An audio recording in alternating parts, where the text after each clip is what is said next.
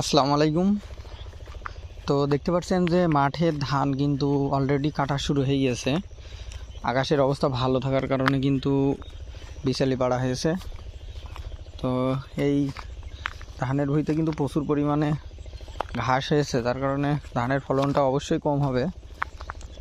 আর এই সাইডে যে বাসমতি আছে, বাসমতি কিন্তু এখনও 10-15 দিনের মতন লাগবে আর কি।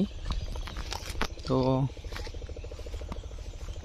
সব মিলিয়ে মাঠের অবস্থা এখন এই, যাদের খাটোবাবু, সুবল, রড মিনিকেট তাদের ধান কিন্তু পাকা শুরু হয়ে গেছে। আর বাসমতি আলাদের ধানটা একটু দেরিতে পাকে, কারণ এটা একটু লেটেই পাকে। তো সব মিলিয়ে আপনাদের দেখাই, এবার কিন্তু ধানের ফলনটা খুব ভালো হয়েছে, কারণ ধান অনেক সুন্দর হয়েছে। কিন্তু ধানটা মনে হয় ফাঁকা ফাঁকা বেশি ছিল, যার কারণে বিছালি পাড়ার পরে কিন্তু অনেক ফাঁকা দেখা যাচ্ছে।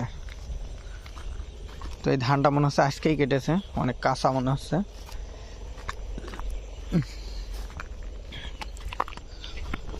আপনাদের দেখাই যে এই ভুঁইটা কিন্তু অনেক বড়, আর এই সাইডে কিন্তু সব দিকেই এখনো ধান রয়েছে। আর আমি এখন পটলের ভুঁইর মাঝখান দিয়ে যাচ্ছি। তো এখানেও কিন্তু পটল সম্প্রতি লাগানো হয়েছে, যার কারণে পটল এখনো ধরই নেই। তো এই সাইডে বেশ মোটামুটি পটল চাষ করা হয় অনেকে।